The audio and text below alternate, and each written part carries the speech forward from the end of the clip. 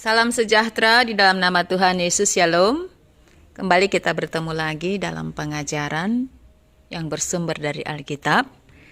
Kali ini kita akan belajar dari kitab Filipi pasal 4, ayat 8 dan ayat 9. Mari kita berdoa. Bapa di surga, terima kasih karena Engkau berkenan memberikan hari ini untuk kami. Kami boleh jalani, kami boleh hadapi, hidupi bersama dengan Tuhan. Pada kesempatan ini kami mau belajar dari firman Tuhan. Berkati kami semua yang boleh mendengar, sehingga kami dapat pengertian, pemahaman, dan Tuhan memampukan kami untuk menjadi pelaku firman. Pakailah hamba-Mu dalam pengajaran ini. Nama Tuhan yang dipermuliakan, dalam nama Yesus kami berdoa. Amin. Mari kita baca firman Tuhan dalam Alkitab. Filipi 4 ayat 8 dan ayat 9. Jadi akhirnya saudara-saudara, semua yang benar, semua yang mulia, semua yang adil, semua yang suci, semua yang manis, semua yang sedap didengar, semua yang disebut kebajikan dan patut dipuji, pikirkanlah semuanya itu.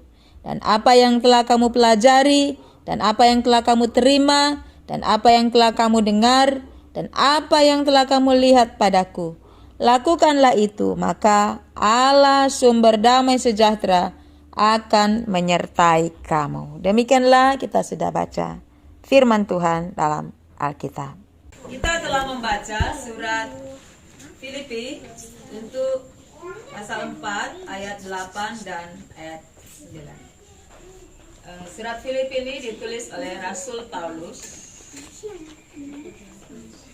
Ajaibnya adalah Rasul Paulus ini ketika dia menulis surat kepada jemaat di Filipi, tujuannya untuk memberi kekuatan.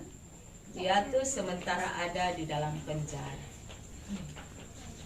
Di dalam penjara, kalau kita mendengar kata penjara, kita akan langsung tertuju kepada suatu kehidupan yang tidak bebas.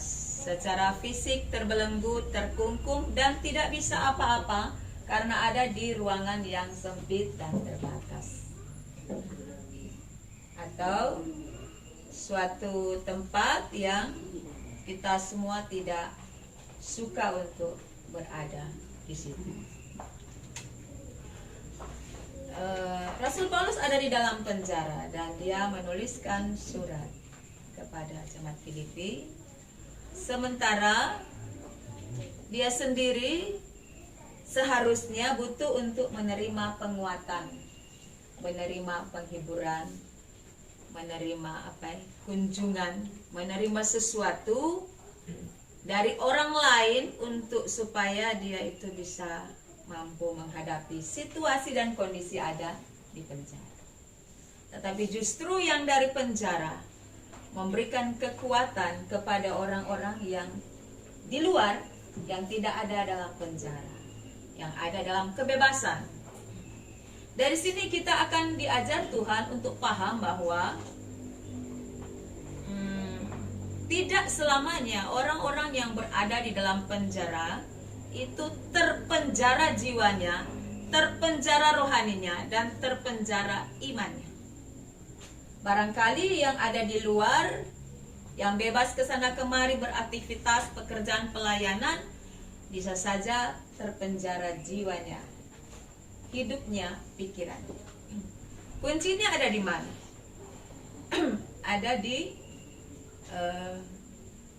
Ada di persekutuan Paulus dengan Tuhan. Bagaimana Tuhan itu ada di dalam hidupnya dan ia melekat dengan Tuhan.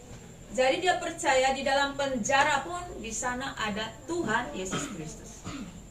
Jadi tidak ada bagian apapun dalam kehidupan Rasul Paulus yang dapat membelenggu dia untuk menjadi berkat, untuk membatasi pelayanan, sekalipun harus terbelenggu karena kebenaran, bukan karena kesalahan. Rasul Paulus ada di penjara karena iman, karena pelayanan pekabaran Injil, makanya dia ada di dalam penjara. Tapi jiwanya pikirannya, kreativitasnya, daya ciptanya itu tidak bisa dibatasi oleh apapun juga yang membelenggu fisiknya untuk bergerak. Ininya pikiran dan jiwanya bergerak bebas. Yang terpenjara itu cuma secara fisik. Makanya firman-firman, nasihat-nasihatnya mengandung kuasa untuk membangun orang di luar penjara supaya mereka juga mendapat berkat dari firman Tuhan. Nah, kita telah baca bahwa di Filipi 4 ayat 4 di situ dengan kata-kata jadi akhirnya ayat 8, saudara-saudara semua yang benar, mulia, adil, suci, yang manis, yang sedap didengar, yang disebut kebajikan, dan yang patut dipuji. Apa disuruh oleh Rasul Paulus itu? Pikirkanlah. Harusnya apa? Seharusnya menurut pikiran kita apa? Lakukan tuh. Harusnya menurut pikiran kita, harusnya mungkin Rasul Paulusnya gak salah dia bilang. Harusnya yang dia sebutkan tadi lakukan, tapi dia bilang dia tidak berkata bahwa yang adil, benar, suci dan disebut kebajikan itu lakukan. Dia tidak suruh lakukan. Yang dia suruh apa? Pikirkan. Kenapa harus pikir? Karena dari pikiran itu mengontrol tangan, mulut, kaki bergerak, bekerja. Jadi semua yang ada di dalam anggota tubuh kita diperintah oleh pikiran. Jadi kalau orang banyak berpikir bisa stres. Sakit pikiran bisa menuju kepada sakit jiwa dan sakit gila. Bahayanya di sini tuh. Sakit pikiran. Jadi Rasul Paulus bilang ke sentral dulu. Jadi di pikiran itu ditaruh segala yang manis, segala yang sedap didengar, yang patut dipuji, yang mulia, segala sesuatu yang positif itu harus menempati pikiran manusia Kristen. Harus ditaruh di sini. Sehingga yang terjadi, yang keluar adalah hasil dari buah pikiran, lalu keluar adalah hal-hal yang positif yang bisa menjadi berkat bagi orang.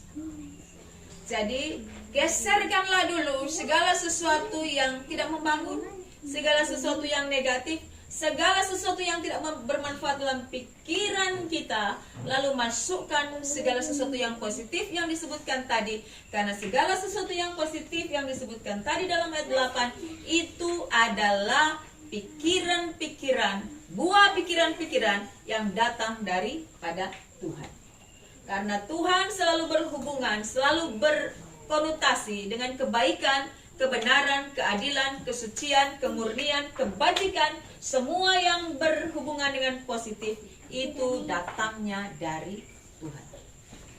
Maka ketika semua itu ada di pikiran kita, ayat 9 bilang, belajar daripadaku, daripada Rasul Paulus. Ketika semua yang suci, benar, adil, mulia memerintah di dalam pikiran kita, ada di dalam pikiran kita, maka yang akan kita terima adalah maka damai sejahtera akan menyertai kamu. Maka Allah sumber damai sejahtera akan menyertai kamu. Karena kita sudah menggantikan isi pikiran kita dengan pikiran dari Tuhan, maka yang keluar adalah damai sejahtera daripada Allah.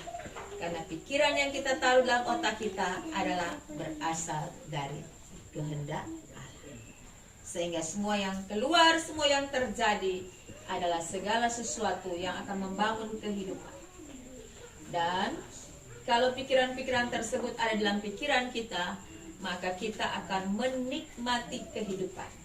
Kita ditaruh di mana saja, dengan siapa saja, dengan urusan apa saja, kita akan mengalami damai sejahtera. Sebab isi pikiran kita tidak lagi pikiran-pikiran duniawi, tetapi pikiran-pikiran surgawi. Sekali lagi, kalau isi pikiran kita ada seperti di ayat 8, Kita mau ada di mana saja, di hutan belantara, di padang gersang, di tempat kesusahan, kita tidak akan terkontaminasi dengan keadaan, karena keadaan tidak akan menguasai kita, tapi kita akan menguasai keadaan karena pikiran-pikiran kita diisi oleh pikiran-pikiran seperti yang ada pada Allah dan yang berasal daripada Allah. Dan begitulah cara orang Kristen menikmati hidup di dalam dunia ini. Kenapa? Karena di dunia ini, apalagi bensin so naik, berarti otomatis segala bahan-bahan itu akan naik. Akan berurusan dengan apa ini? Pikiran. Akan berurusan dengan pikiran. Bagaimana keuangan untuk sekolah anak-anak, urusan dapur, urusan ini dan itu, kembali kepada pikiran. Tapi kalau pikiran sudah diisi dengan apa yang ditulis dalam ayat 8, maka kita akan enjoy saja, menikmati, karena kita percaya bahwa yang menguasai hidup kita adalah Allah. Karena kita mau mengambil pikiran Allah, menguasai pikiran kita, ada dalam pikiran kita, dan kemudian mengontrol hati kita, pendapat kita, pengambilan keputusan kita, langkah-langkah kehidupan kita dikontrol oleh pikiran-pikiran kita. Itu yang mau dijelaskan. Jadi kalau orang itu dapat damai sejahtera, tidak hanya saudara bilang shalom, terus damai di hati. Apakah betul damai hatimu? Enggak. Itu slogan. Slogan yang orang semakin hari semakin terbiasa, membiasakan diri menjadi sesuatu tradisi. Tapi coba kita periksa apakah hati kita damai ketika kita membalas itu. Tidak. Damai sejahtera yang datang dari Tuhan dimulai dari apa isi pikiranmu. Apa isi pikiranmu itu akan menjelaskan hari-hari kehidupan bagaimana. Nah, kalau kita suka menikmati hidup di dunia semodel begini, belum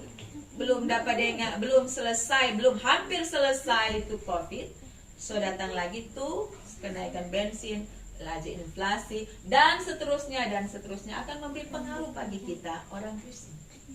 Tapi kita kembali berkaca pada tadi, Rasul Paulus, dimanapun dia ada di penjara yang membelenggu dia, tidak membuat dia kehilangan damai sejahtera. Oleh sebab itu Rasul Paulus berkata dalam ayat 9 apa di sana? Dan apa yang telah kamu pelajari, dan apa yang telah kamu terima, dan apa yang telah kamu dengar, dan apa yang telah kamu lihat kepadaku. Jadi dia menjadikan dirinya contoh, karena dia telah memberikan contoh yang baik. Sebab itu dia bilang, yang ngoni lihat kita, itu lakukan. Karena kita so bengking, kita so melakukan, kita so perbuat yang demikian. Sehingga kalau kita mau menikmati hidup di dunia ini, kita harus mulai dengan pikir. Sama ketika orang berhadapan dengan orang, belum apa-apa orang sepikiran jahat, semua akan tindakan kita akan jahat kepada orang. Kalau kita baru pada orang lalu kita bilang orang ini besar, ya kita akan menjaga jarak, kita akan bercakap-cakap membatasi, karena kita sudah mulai dengan pikiran yang tidak baik. Tapi kalau kita mulai dengan pikiran yang baik, kita akan mendekatkan diri, membangun cerita, membangun hubungan, mengunjungi dan sebagainya. Mulai dari pikiran. Jadi kalau pikiran salah akan salah semua, dan kita tidak akan menikmati hidup yang nyaman, tentram, hidup surgawi di dalam dunia ini. Siapa yang akan melakukan itu? Kita sendiri. Kau usah tunggu pendeta, diaken, penatua untuk membawa dirimu hidup dalam damai sejahtera. Tapi menjadi pilihan bagi kita untuk mau hidup dalam damai sejahtera, kebahagiaan, sukacita, itu pilihan kita masing-masing untuk menentukan pilihan. Kalau kita mau suka hidup senang, sejahtera, sukacita, kita mengisi pikiran kita dengan adil, benar, dan seterusnya. Tapi kalau kita bertahan dalam kekerasan, tidak mau, maka demikian kita menikmati hidup di dunia ini dan kita tidak akan mendapatkan apa. Itu firman bagi kita untuk membuat kita menikmati hidup dengan hati yang damai, penuh sukacita, sehingga enak juga orang bekerja, enak juga orang melayani rumah tangga atau melakukan pelayanan sebagaimana kita bertanggung jawab masing-masing. Tuhan Yesus memberkati. Amin.